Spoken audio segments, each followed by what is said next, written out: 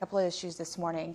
But a couple of topics that we'd like to talk to you about are extension, the program extension, and the possibility of the program ending on time, September 31st or September 30th, as well as reconciliation, the closeout process, and case management updates from IABO.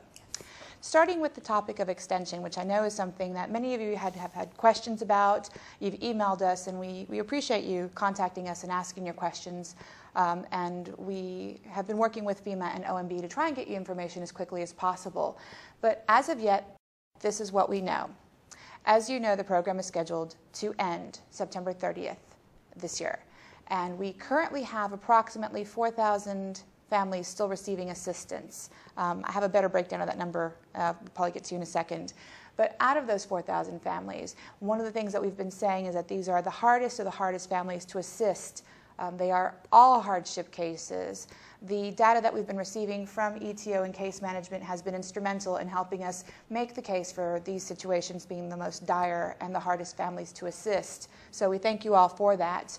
We know that there's a large percentage who are disabled, who are elderly, single families, single-parent families with children. We know that there are a large percentage of individuals who were homeowners who now do not own their home has been destroyed, and still have financial burdens from that. We know the amount of individuals who are able to work, unable to work, and looking for work. So the granularity and the level of detail that we have has been phenomenal. So for that, we thank you all.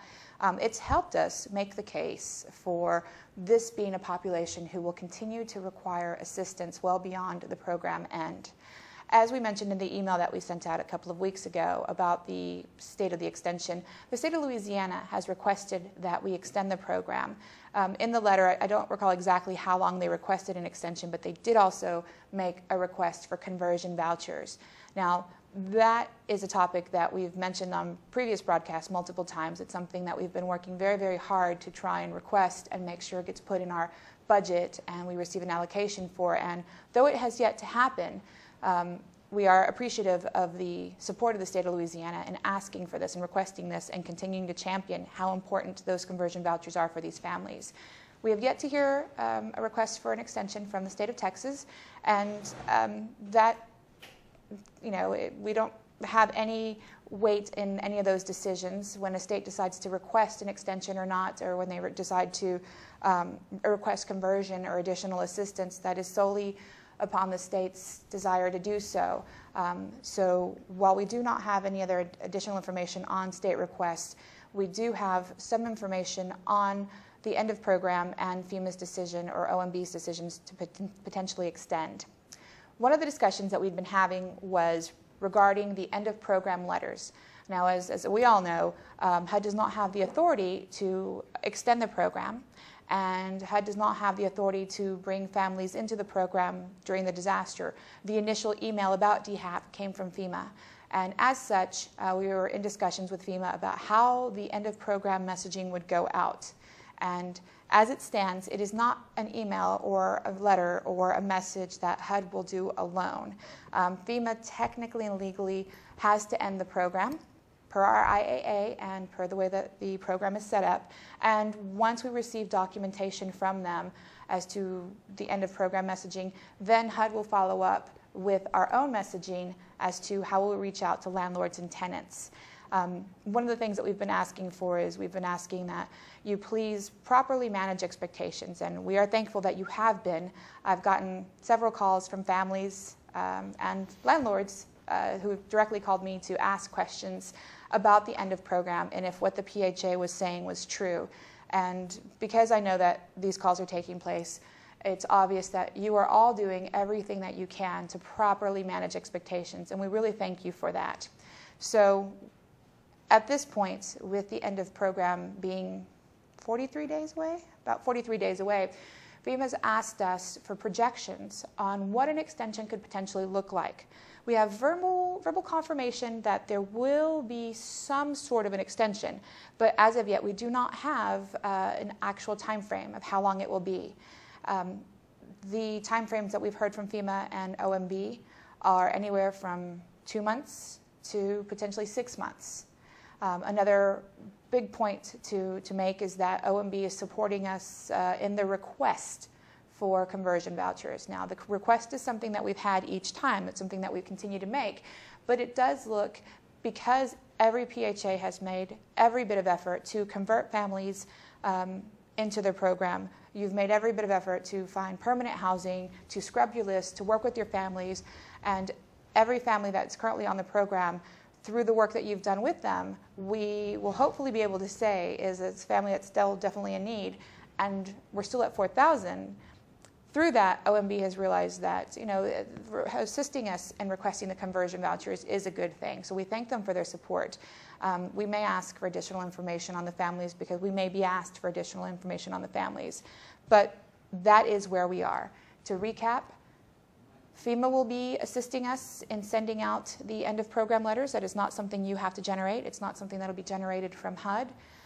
FEMA and OMB have tentatively agreed to a program extension, and considering we are 43 days away from program end, September 30th, it is something that they're pursuing very seriously. It's something that we are working with them very closely on, and we appreciate their attention to the seriousness of this matter. And we are asking again and receiving support from OMB in requesting conversion vouchers for the 4,000 families. Now, one thing that really comes into play here is data cleanup and the integrity of the numbers and the data. And through many broadcasts, we've talked about numbers and clean numbers and what they represent and so on and so forth. And this is the perfect example of why clean numbers and clean records and accurate numbers are incredibly critical to what we do. Some numbers tend to fluctuate week by week, month by month. And that's fine. We can explain that because families either are experiencing difficulty finding units, maybe not have all their documentation signed, et cetera, et cetera. But then there are times when we have a large jump in numbers, a large decrease, or a large increase. And that impacts us when we're asking for things like conversion vouchers or extensions. One of the things that FEMA and OMB were waiting on from us was to make sure that the population we are saying is currently in the program is truly currently in the program. The first time, or the last time that we requested conversion, the population we discussed was at 5,500. 5,500 5 months ago, 4 months ago, to 4,000 right now it's a pretty significant drop. And one of the difficulties we have when we have a number that large drop off is explaining how much of it is attrition. Not much of it really was. How much of it is the families being converted into the PHA's existing programs. We were able to show that, and thank you very much again for all your efforts in doing that. But then there comes that slight gray area with data integrity. And this is why it's very important for us to work with you and for you to contact us on issues like rollbacks or issues like EOPs in the system or what have you. Because when our counterparts, when our stakeholders look at our numbers and see a significant drop, 1,500 in about 4 months or so, or 5 months, they think you dropped that much, you can continue to drop. And it's very hard for us to say there are multiple factors at play here, and especially when it comes to data integrity. That's an issue that doesn't go over nearly as well as one would think, explaining that, updating records. When we talk about data integrity, FEMA and OMB understandably want to say, okay, get back to us when you have your floor, when you have your real number, when you have your final number.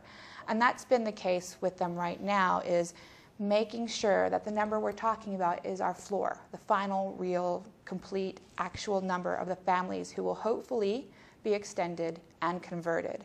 It's very important for us to have these real, concrete, clean numbers because, as you all know, watching the news, on the internet, what have you, these are really, really tough financial times for the government, for the nation as a whole, but specifically for federal programs. And so if FEMA and OMB are working with us towards an extension, they really want to know the final universe that we'll be asking for, because requesting these funds, so it's a very serious topic. It's a very serious issue, and we're talking about a sizable amount of money to request for these families to be assisted. So with that, we will continue to try and keep you in the loop as quickly as possible the minute that we hear anything. And if you have any additional questions about anything I've said, because I know it's a lot of information to take in quickly, please email me, call me, email Yabo, call Yabo, or Teresa Palladino, Lawrence Fenerty, who you met last week for Louisiana, and Pupe Kim, who you also met last month for Texas. Contact any of us, the Ike mailbox or what have you, and we'll give you additional details. Also, we'll take our notes that we've talked about today, recap them, and send them out to you, as we always do after the broadcast. But think about it. If you have any questions, please, you have the course of the broadcast to email us or call us or contact us, and definitely let us know what your questions are. So now that I've covered extensions, I will turn it over to Ms. Iyabo Morrison and discuss case management and ETO. Okay, thank you so much, Judith. Good morning, everyone. Briefly, I'll talk through some basic rental assistance points and then move on to case management updates. After the July webcast, we sent out a PowerPoint that provided some information outlining how to access the Enterprise Income Verification System for use in the DHAP program. If you are having difficulty accessing the system for DHAP or you're not able to get the information that you need, please reach out to your EIV coordinator at the local HUD field office, and they should be able to assist you. If you are unaware of who your EIV coordinator is, you can reach out to me or dhap-ike@hud.gov, and we can send forth that information to you. Also, I ask that you pay close attention to page 32 of the DHAP operating requirements, which is in PIH Notice 2008-38. This page focuses on DHAP records and contains a comprehensive listing of all of the documents that grantees must keep for 3 years after the program ends. Some of these documents, this is not an inclusive list, but some of these documents are a copy of the executed lease, a copy of the disaster rent subsidy contract, unit inspection reports, any type of DHAP accounting information related to budget and financials, a signed copy of the certification of family obligations. Also, if you had any families who declined to go back to their HUD-assisted pre-disaster unit during the course of the program, you'll need a site certification of that information, and also any type of rent reasonableness documentation. If you have families that you know will not be eligible for a housing assistance payment in September, please make sure that you end their participation by the end of the month or August 31st. Also, you should make sure to review your payment standards and your fair market rents in the disaster information system to ensure that these data elements are correct and current. Also, we just ask that you check the adjustments made to the incremental rent transition exemption to make sure that they are saved as a new lease record.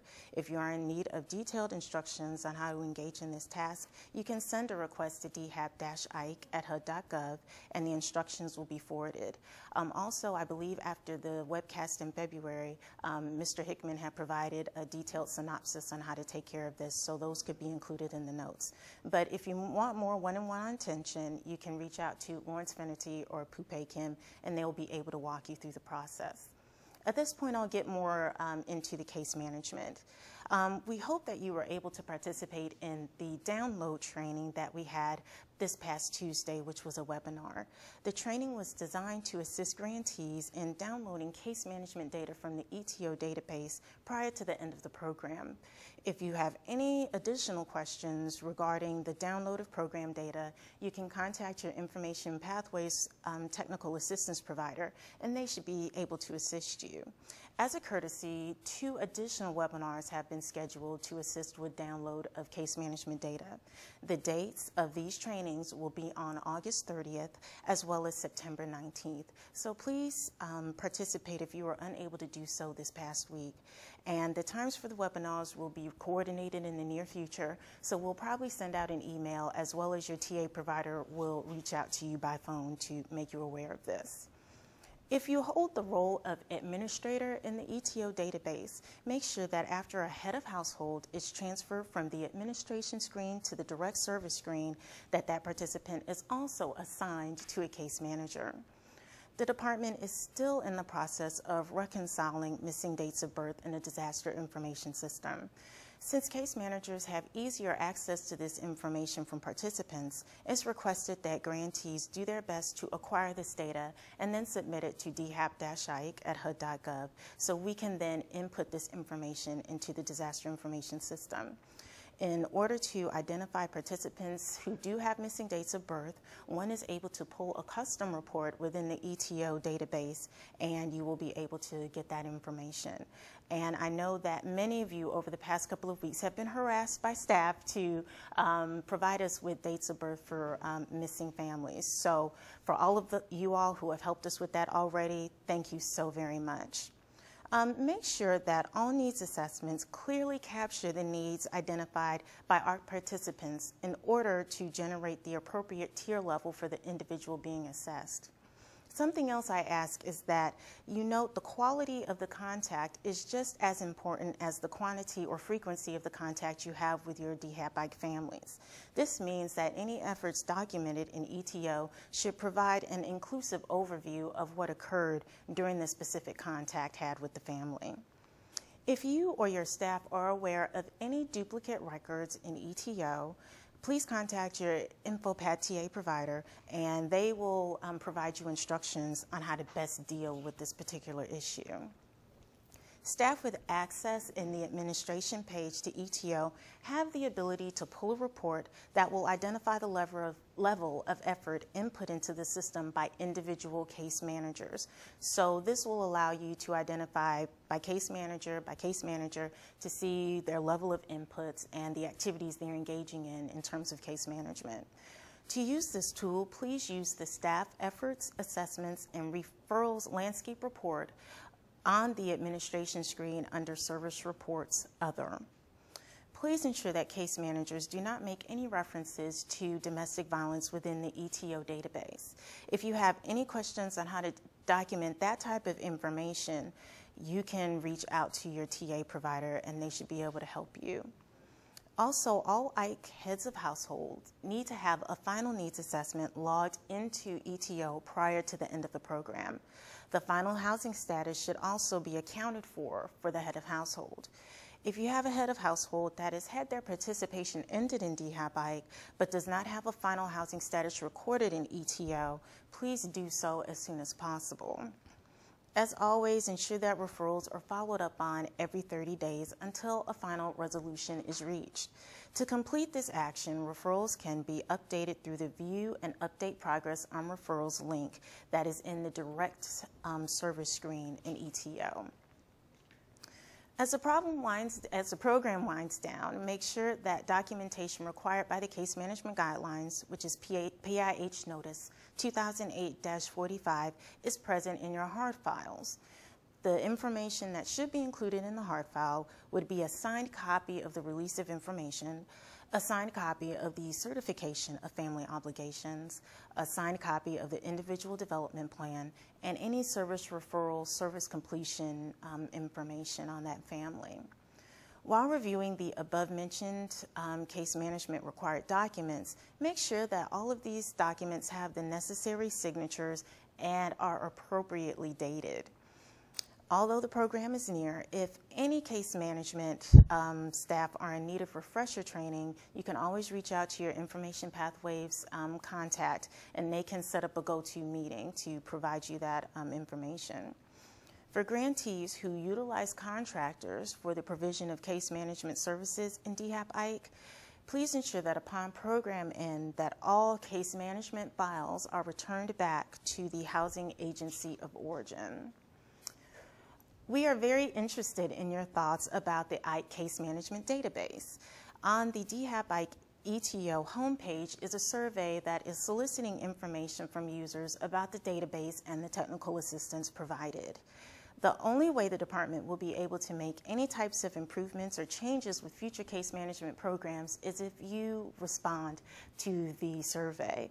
Respondents do have the ability to answer questions anonymously, so I am asking or pleading with you to please be as truthful and honest as possible. The survey will be online until September 19th, so you have a little bit more than a month to put in information. I know the burning question right now for everyone is when will the ETO database be shut down? Unfortunately, I don't have an answer, but the department plans to have an answer to you by the end of the month. So I really do truly appreciate your patience as we're trying to get this handled. And that's all that I have. So as always, I thank you from the bottom of my heart for all of the hard and diligent work you're doing on behalf of our DHAP-IKE families. Great, thank you. You're welcome. Speaking of the survey, definitely want to touch on that because it's very important. It's a great survey. It asks some very good questions. The fact that it's anonymous is a definite plus. We're thankful to all the PHAs who have filled it out thus far and who have stated who they are. And so thank you very, very much for everyone who's participated. But for anyone who's hesitating on participating, thank you for mentioning it's anonymous. I think that that's very important. That's key. And it's through the things that we learn on surveys like this or tools that ask for your opinion, that we're able to continue to shape the program. And should we have another implementation of DHAP, we're able to be able to maybe fix some things along the way that you think could work a little bit better. I mean, you all are the experts, wouldn't you say? Right, definitely. And one thing that is very good with this survey is that it breaks it down by case manager, program administrator, supervisor. So it will really give us a high level of detail based upon category of user. So there might be some challenges that case managers are having with the database versus somebody in a supervisory role. So again, if you don't want to name yourself, that's just fine. As long as we know who you are in terms of the role that you play, it's just going to do nothing but help us make the program better. You know, I'm always begging people to be honest with me, beat me up, tell me everything that's wrong. So please take advantage of this opportunity to do that. Definitely. So thank you very much, Iaba. Sure. Thank you for taking time to explain the survey. That's pretty important to us all. With that, I then go over to Nicholas Hickman, who will talk to us about reconciliation, among a couple of other things. With the program potentially wrapping up September 30th, or with the end being in flux with an extension anything from 2 months to 6 months, I think it's still important that we stay on track to begin reconciliation with kind of the September 30th timeframe in mind. Should we have an extension, any funds that can be returned, I think it's important that we continue to work on that. It's something that's important to FEMA, and therefore it's important to us. And I know that these are conversations that our staff have been having lately about the messaging that we're getting about the importance of pushing reconciliation and how we're going to be gearing up to supporting the PHAs in this reconciliation efforts.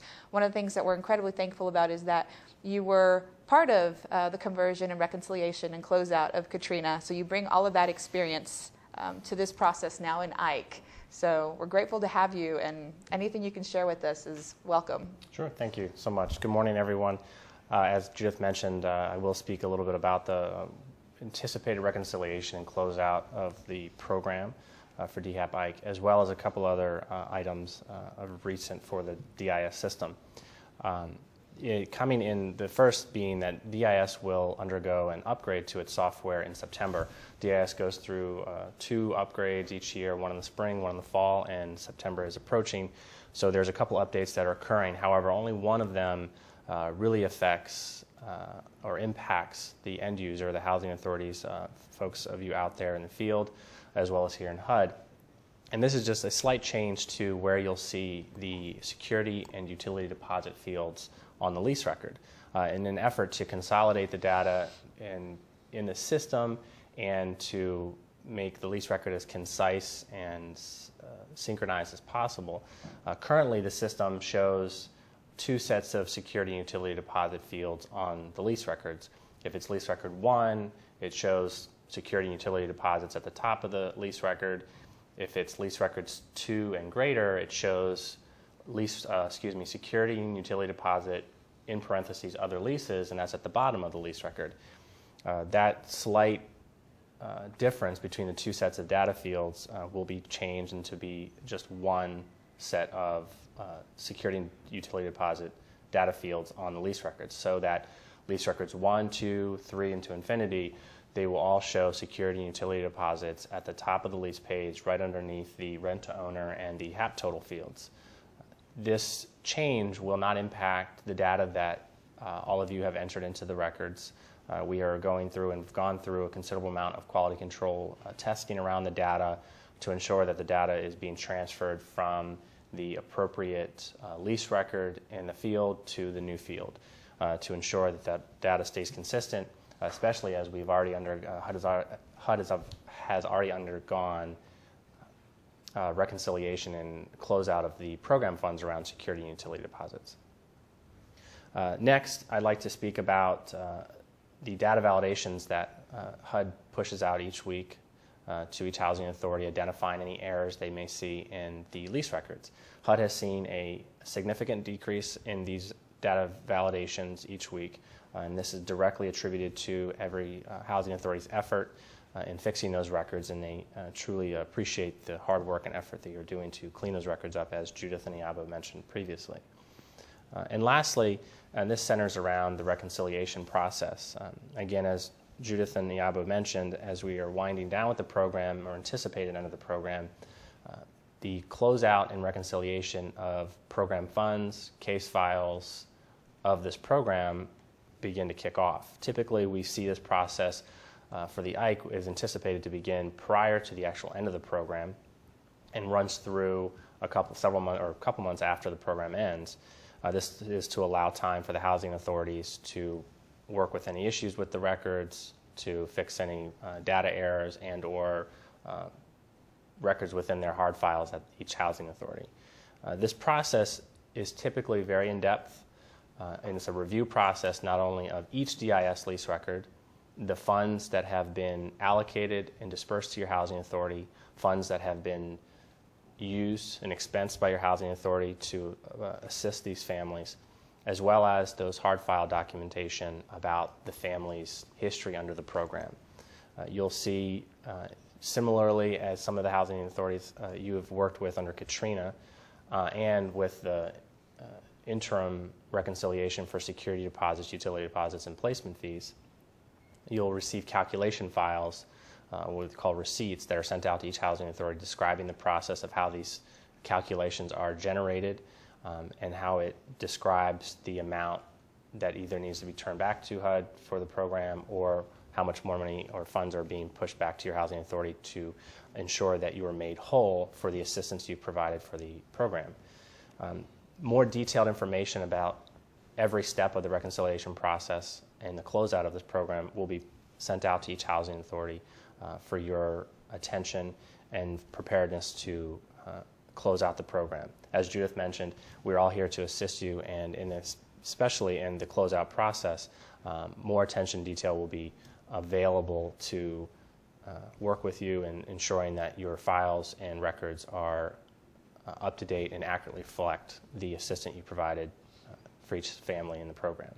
That's it from me, and back to you, Judith. So thank you, Nick. If we should have an extension, whether it be 2 months, 6 months, what have you, how does that impact reconciliation? How would that impact PHAs, a couple scenarios, PHAs who no longer have active families? They should continue to work on reconciliation with us because the extension has no bearing on HAP payments, correct? Correct. But how would it impact PHAs that currently have active families? Is there any part of reconciliation that can begin to take place or that they can start to work on, or they could start preparing for to make reconciliation easier at the end? Well, fortunately, the procedures and processes that have been established already in the weekly data validation greatly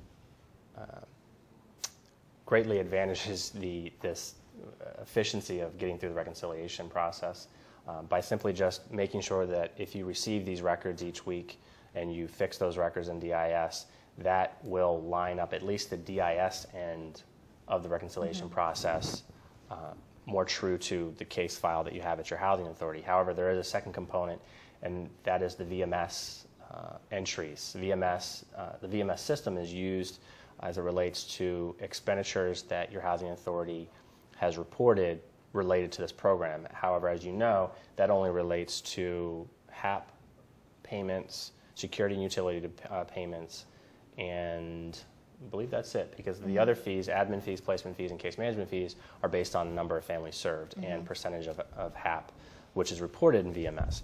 So ensuring that your VMS data is up to date and accurate will also greatly improve the efficiency of getting through the reconciliation process quicker. However, as it relates to the PHAs that are no longer assisting families under the program, there's still the discussion being held and the steps in the process that the reconciliation closeout will occur. But once that decision has been made and the files are sent out, it appears that the housing authorities that are no longer assisting will have files sent to them first, so that they can get this process through and over with, and for all the hard work that your housing authorities performed, you can finally say we are done with DHAP for the time being.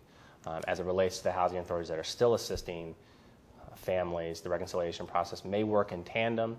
Again, that decision is still being discussed, as well as I just mentioned, and just ensuring that that data is up to date and accurate in the system will help the process go smoother. Great.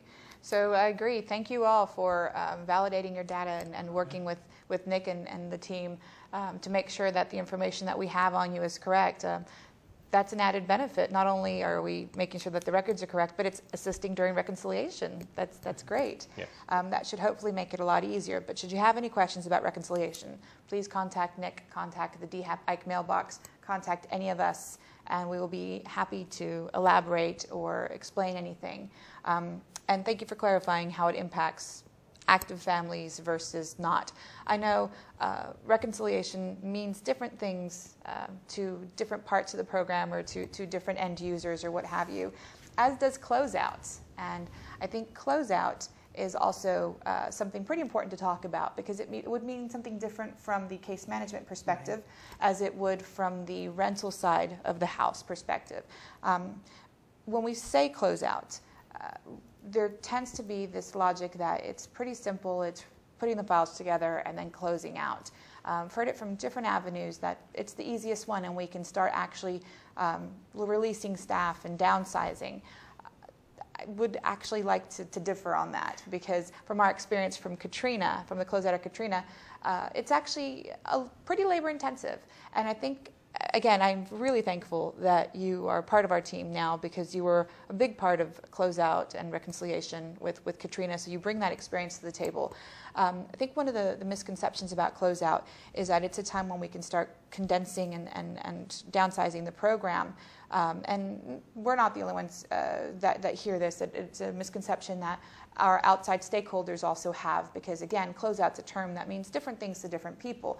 But as it relates to our program, what we saw in Katrina was that it actually is pretty labor intensive with reviewing the files, making sure documentation is correct in the hard copy file as well as in the system. It is preparing for audits. I mean, there's quite a bit of work that goes on.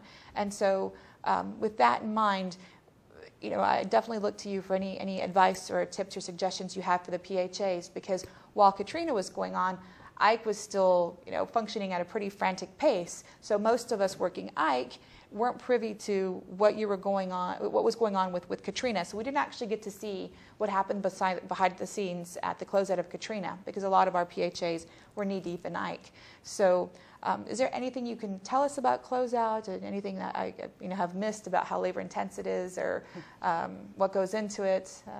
Tips. Tips. The one good point, again, as I mentioned earlier, is that there was an interim reconciliation of some of the program fees. So there's 6 program fees that are being reconciled for the program as a whole, but 3 of those have already taken place. And those 3 are pretty important because they are only relevant to the very first lease record of each family.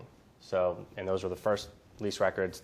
They're non-existent. Well, they're not active, or they pretty much wouldn't be active anymore. So we're dealing now with the end of the program, we're dealing with every other lease record. And most importantly, we're dealing with the HAP funds, your admin fees, and case management fees. That being said, we did see some of the challenges that we saw under Katrina had to do, as Judith mentioned, with downsizing and changing in staff. Some housing authorities that I've worked with and that have worked very, very diligently at ensuring that their records are up to date and ensuring the accuracy of their program and the assistance they provided on this program, found that some staff left, and with that leaving took knowledge of the program, knowledge of the systems away, as well as knowledge of the effectiveness of how your housing authority ran the program. That brings me to another point in that the reconciliation and closeout, as Judith mentioned, means different things to different folks. Isn't just about the rental assistance and the system and the data. It is also about the effectiveness and the efficiency that this program worked under. How effective was this program to providing assistance to the families? And that's all documented at the end of the program. A lot of that information does come from DIS, it does come from ETO, it does come from the interviews and information in case files that are out there in each of your housing authorities to show how relevant this program works to providing assistance when a disaster strikes. So that it brings even more of attention and importance to the closeout process. I made a little note to myself here. ETO, I know we're constantly talking about how grateful we are for the level of detail that ETO provides on the families. And when you talk about effectiveness, it's something that, again, because Katrina wound down while we were all very actively still participating in Ike, and Katrina is such an anomaly, DHAP, Katrina, and Rita were such an anomaly, measuring the effectiveness, as Nick mentions, of DHAP Ike is critical. And we've been able to get level of detail on families that we hadn't had before, and it's been amazing. It definitely is, and it tells a good story of the public that you're serving. A note that I made to myself also on the rental side of the house that gives good detail as to what's going on and how effective the program has been, have been the EOPs. That's pretty exciting. I don't know if you remember back many broadcasts way back when I'd get all jazzed up about EOPs and telling the right story and so on and so forth. EOPs are a big deal, and they tell the best story. Did the family move back home? Did they refuse assistance? Did they not come into the program at all whatsoever? Exactly. So when you take that information and you couple it with the ETO information, it gives us phenomenal insight into the public that we're serving, and it helps us champion extensions and champion conversions and so on and so forth. But it also, for prosperity or for future implementations, helps us determine how effective DHAP actually was. And with FEMA being the provider of the funds for this and being the governing agency that we report to, because they are, after all, their funds and they engaged us in this response, we also owe them a high level of documentation. So we're not just accountable to our own stakeholders and to the public, but it's also FEMA who looks to us for this information and should be able to, at the end of the day, say, yes, DHAP did help this many families, and it did do this, and it did do that. And all of that comes from ETO and DIS, the rental side of it, with EOPs.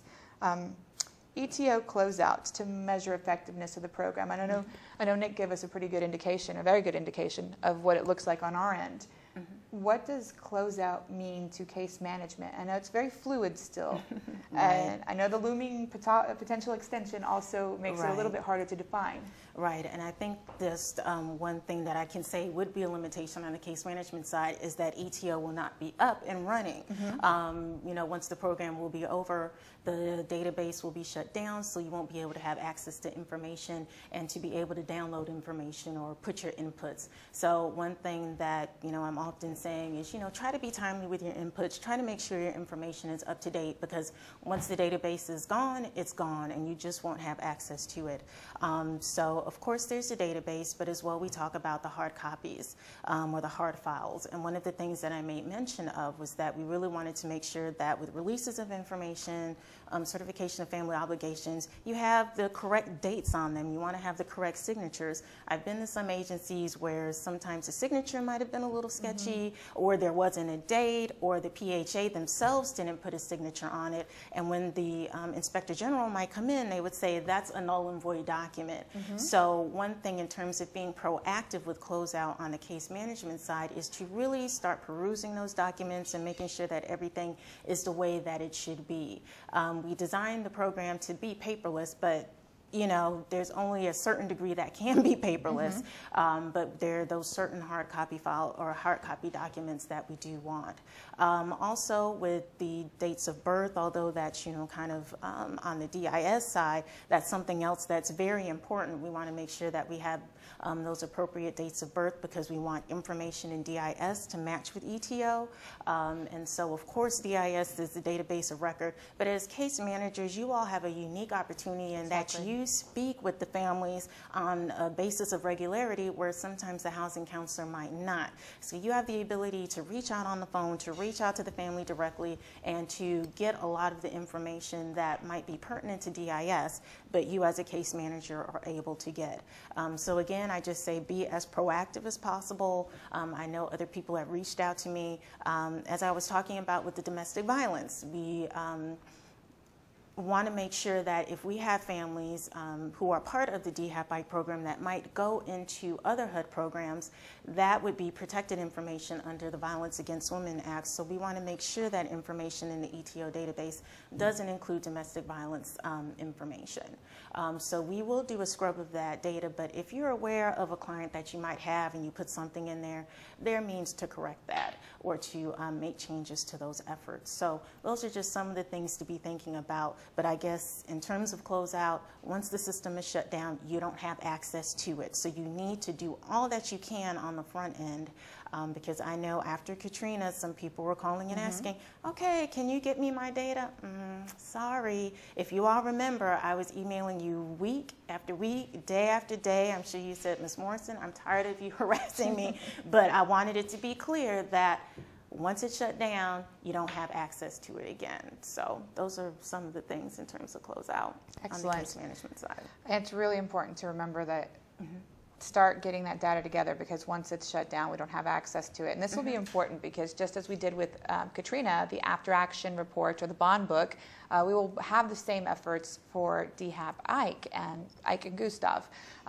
Also, that information as well as the DIS information in your files is critical because just because the program ends does not mean that the audits stop. Audits can happen at any time, and remember, it's not just HUD IG. It is also FEMA and DHS IG who have a right to look into the program and audit these files. And there's a lot of interest, especially in this fiscal climate, and especially when looking at disasters and catastrophics, and should there be another one, what's the effectiveness of the program? So I'm really glad you mentioned effectiveness. That's definitely the buzzword for this. Looking at the program, is it effective? We could assist all the families we'd like, but if at the end of the day, it's how effective was it? What was it a good use of taxpayer dollars, et cetera, that we're constantly asked about. You mentioned the IG reports, and I think that for any PHA that's out there in field office or what have you, it would be good for them to read the IG reports or the IG findings. They're online. If you have any questions, we can probably assist you tracking one down as well, because it's very, very good to note what was a simple technicality that we were dinged on that would have taken 2 seconds to possibly fix. Something that we know internally that maybe a third party coming in reviewing our files considers a major issue, grievance, what have you. Those are important things to know, and especially as Nick mentioned, as you are transitioning staff, as that institutional historical knowledge on the program is possibly leaving or you're downsizing, those are things to consider. So I would, if it were me, I would be interested in the IG findings to see what can I learn from them, what can I start preparing myself for, what can I start working on to make sure isn't an issue should there be another investigation, and how to maybe capture some of that knowledge and that experience that you're talking about that you saw in Katrina did end up leaving for whatever reason, did end up being part of the downsizing of the PHAs. So I think those are definitely some good points that were brought up. And I'd like to add to that also. Some agencies had the opportunity to have the Quality Assurance Division visit in February and March. And so there were write-ups by the QAD staff that were provided to agencies. As well, the PowerPoint last month, and I believe in June as well, provided pretty detailed information about some of the most common findings that were found on the Quality Assurance Division trips, as well as the Inspector General findings also. So that's another way that you can be proactive in trying to identify what things might be an issue for closeout. So those are things that you might want to look at, and you know, look at your files to see if you notice any of those things that could be problems. Excellent point to bring up. I made a note of it, and we'll send it out to everyone in their email based on all the things that we've been talking about today. One last subject that ties into all of this, the next generation voucher management system efforts that are going on right now. As you may recall, a few broadcasts back, Kevin Sheriff joined us, as did Byron Washington. I believe it was last month's broadcast. He participated with us. And they represent Deloitte, the contractor who's working with us on the next generation voucher management system. And one of the things that we've been doing is obviously looking at the way that HUD, PIH, business vouchers, et cetera, the way that those things are handled. But an interesting thing as it relates to DHAP is, since DHAP is a different program with a different level of accountability, what are the things that we can learn and take from the DHAP program, from DIS, from ETO, from, well, mostly DIS because it deals directly with the rental side, but from DIS, what are the things that we can incorporate that are good things to carry forward? One of the most popular things to come up is the EOP system. You know, really being able to define and determine where families go forward. And a lot of the information that we've been hearing about how great, I don't think it's a stretch at all to say great, DIS and the work that you all have been doing in DIS has been, well, I know that's not everyone's their favorite necessarily, but the level of detail that it captures and the ability that we have to get in there and work with the PHAs and catch errors and clean errors is phenomenal. So it's one thing that we've been really excited to talk to the NGVMS contractors about, and plug some of the great things that DIS does. And luckily Nick has been part of these conversations with us as well, because it gives us this flexibility to clean data, to handle data, to communicate with individuals, with PHAs on the data. Visits to PHAs in the South and our DHAP participating program members occurred last week, and they will be ongoing. As Byron and Kevin mentioned in their previous appearances with us, they're talking to subject matter experts, they're talking to PHAs, they're talking to staff here at the FMC, they talk to field offices, they've talked to pretty much anyone, anywhere who we either schedule a visit with or who has something that they'd like to contact us about, a best business practice. The really exciting thing about the 2B, as compared to the as-is, which was interesting as well, as-is documented what we're doing and how it goes and what our processes are. 2B is where we're capturing innovative ideas and ways of doing business. We have had some phenomenal suggestions, and we've had some very interesting suggestions that need to be fleshed out a little bit more. But we've had some really great conversations on ways of doing business and suggestions that PHAs and subject matter experts here at HUD headquarters, as well as FMC, have had. Should you be interested in sharing any ideas that you have, please reach out to us through the DHAP Ike mailbox, through our counterparts here, through any of us, and let us know, and we will definitely put you in touch with the contractors who can look at how you're doing business with DHAP on top of the existing HUD programs. I think it's an interesting layer or additional level of assistance that PHAs who are handling this program are able to bring, to be able to show how you're doing standard HUD business and then the next level of assistance that's going out. Also reconciliation. I think that there might be things that we can learn from reconciliation that would be good to kind of take as best practices and for future. So as you think about these things, please let us know. Our contractors take everything that you have to say seriously, and they look at everything, every suggestion that comes in as a possibility. And exactly as with the survey that Iabo mentioned early on, you are the end user. You are the person who's actually putting to work everything that we talk about. So we like hearing from you. We need to hear from you. We're pleading to hear from you, because it's only through hearing from you that we can determine what works, what doesn't, what we can fix and make better. So please get in touch with us if you have any suggestions for NGVMS. They have conducted many interviews with a lot of our staff, and are looking forward to speaking with anyone and everyone who has insight to give as to how to do business, differently, better, progressively, proactively, however, something innovative that you have. And thank you for all the PHAs in Texas so far that we've been able to reach out to and visit. Thank you very much for your input, as well as all the PHAs that we have scheduled in the upcoming weeks. So with that, I think I'll just recap the extension, because I know this has been a lot of dialogue that we've had going on. As it stands, we have been given a verbal commitment for an extension. We will not be crafting the end of program letters. We will be working with FEMA on that. FEMA will craft their letters, and we will follow up with our letters. And the extension could potentially be anywhere from 2 months to 6 months. And an additional point I mentioned earlier was conversion. We have the support of potentially requesting the conversion, and we've demonstrated need. Now we just need to find out if it will be something that is approved. And again, all of these things are possible because of the efforts that you have already made to convert your families in place, to assist them, and to get us the cleanest, most up-to-date numbers and data that you possibly can. So we thank you for all of that, and we thank you for continuing to assist our families and continue to administer the program and all of the hard work that you do out there. So on our behalf, thank you, and we'll see you again next time.